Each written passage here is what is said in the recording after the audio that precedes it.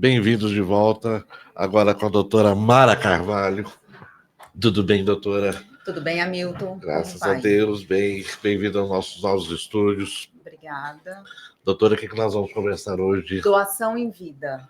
Oh, esse é um problema sério. Para alguns encara como uma solução, Sim. Mas, na verdade, o que eu percebo, Hamilton? As pessoas mais idosas, elas veem a doação como o único meio de transmitir os bens para garantir que aquele bem chegue até os seus herdeiros. E aí, eu vejo vários problemas com relação a isso. Então, eu vou trazer aqui para vocês, para o ouvinte, nosso ouvinte, entender se é viável ou não. Vamos ir do início. Como que ocorre uma doação? O doador, ele vai até o cartório e manifesta por meio de escritura pública a intenção em doar determinado bem. Tá. Com isso, tem a transmissão, ele tem que pagar o ITCMD, que é o imposto que é de competência estadual. Em Brasília é 3% sobre o valor do imóvel. 4%. 3%. Tá, 4%. Só subiu? Porque eu paguei 3% no ano passado. 4% do valor do bem. Desculpa. Na verdade, a Constituição Federal ela estabelece o mínimo e o máximo. Sim. E dentro desse limite, os estados têm a liberdade de escolher qual percentual que ele vai adotar.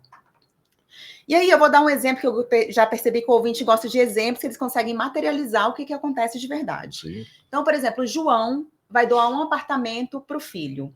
Esse apartamento, ele comprou por R$500 mil. E ele declarou no imposto de renda R$500 mil. Sim. E ali, todo ano, na declaração do imposto de renda, ele continua declarando os R$500 mil. Só que aí passaram vários anos e ele vai doar esse apartamento para o filho. Passou lá 10 anos, por exemplo, houve o ganho de capital. Exatamente. Aí ele vai doar o GDF, estou falando aqui do DF. Sim. Vai fazer uma avaliação do imóvel, que é de acordo com o mercado. Então, esse imóvel está valendo R$700 mil. O imposto, o ITCMD, vai ser recolhido em cima de R$700 mil. E aí, o que vai acontecer? Na declaração do ano seguinte, na próxima competência, Sim. Esse pai vai declarar o imposto de renda e vai declarar que doou esse bem. E ali vai ter a diferença dos R$200 mil. Sim. Desses R$200 mil, vai incidir 15% do ganho de capital.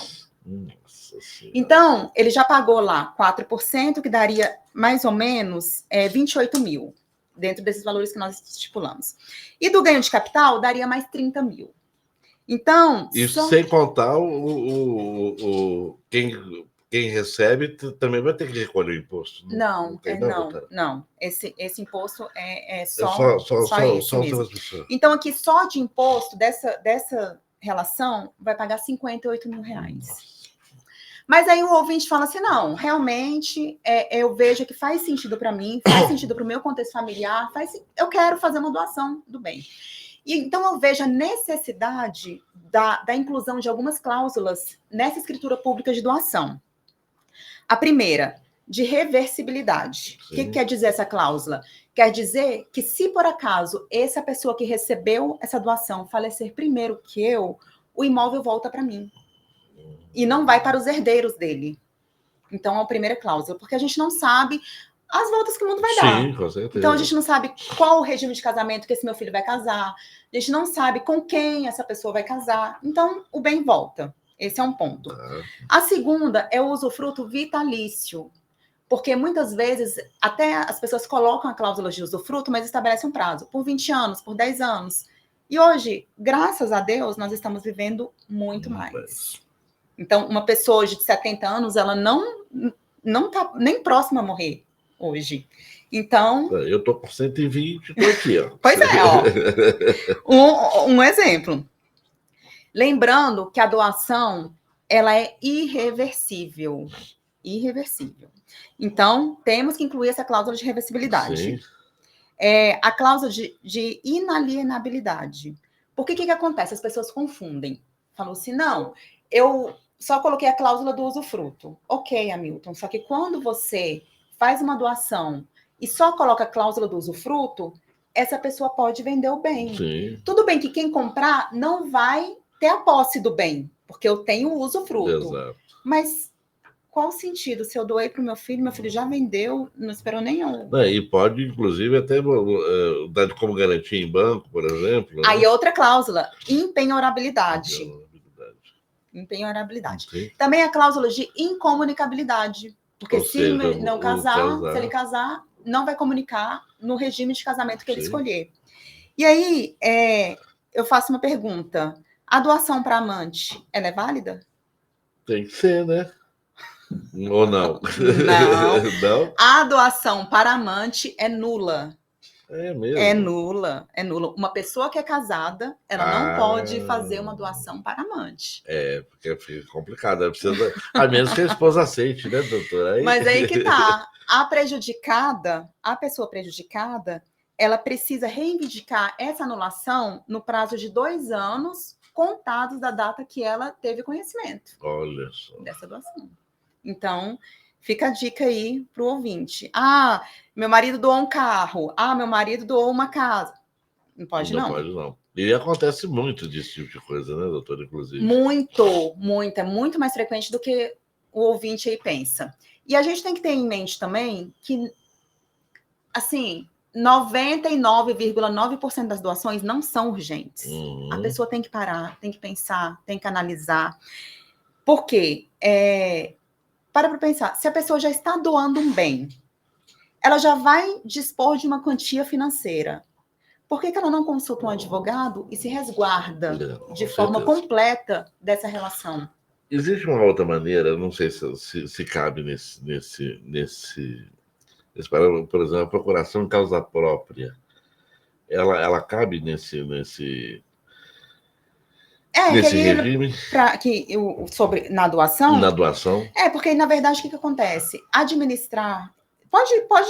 a pessoa pode outorgar uma procuração. Porque a causa própria, ela não extingue com a morte do doador, né? No caso.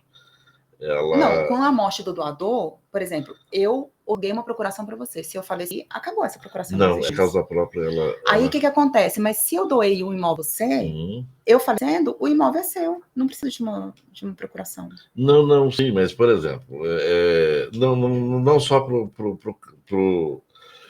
o filho, um exemplo, tá? Nem para a esposa, que é um processo natural, né?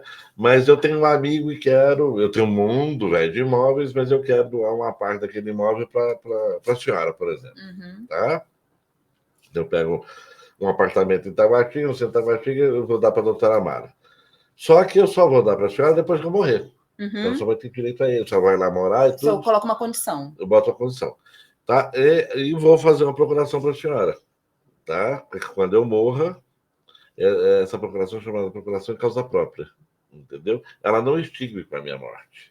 Sim, é como um testamento, por exemplo. Seria quase isso. Um testamento eu entendo que seria até mais eficaz nesse Mas caso. Aí a senhora pode transferir, só pode transferir para a senhora, pode transferir para terceiros, né?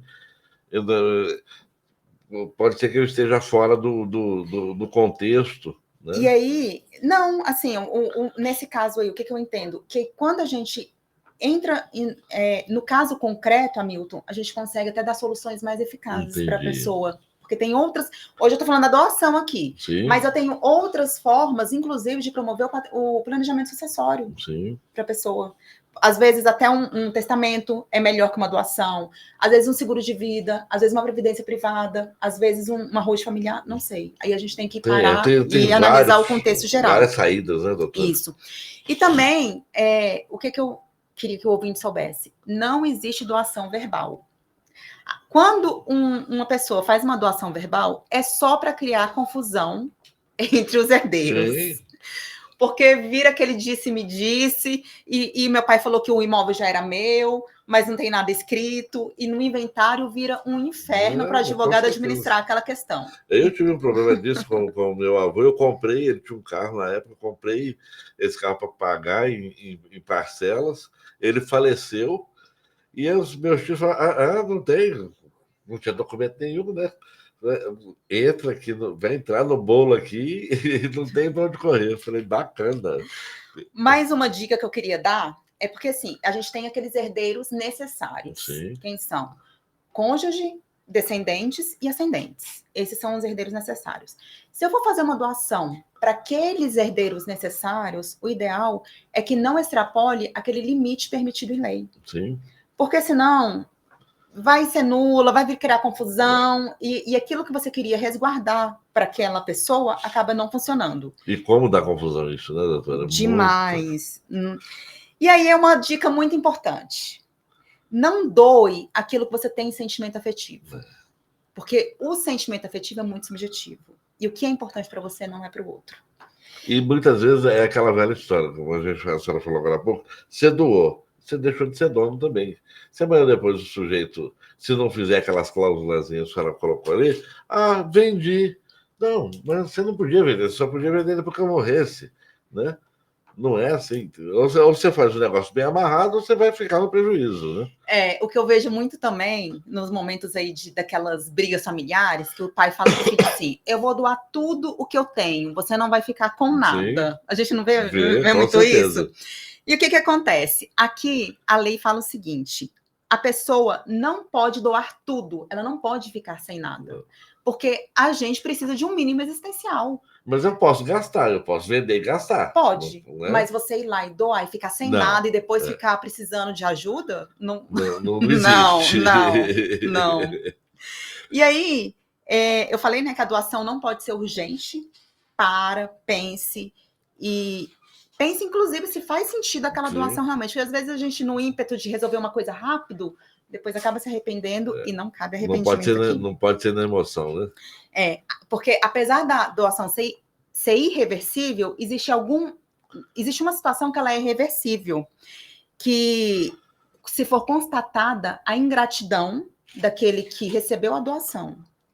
Aí existem 4 situações. Como que eu vou constatar se a pessoa é ingrata? Sim. Existem 4 hipóteses, que é se o recebedor atentou contra a vida do doador, essa é uma. A segunda, se o que recebeu a doação praticou uma ofensa física contra o doador, se houver calúnia ou injúria contra o doador, e a última é se esse que recebeu se negou a prestar alimentos para o doador, caso ele tenha condições.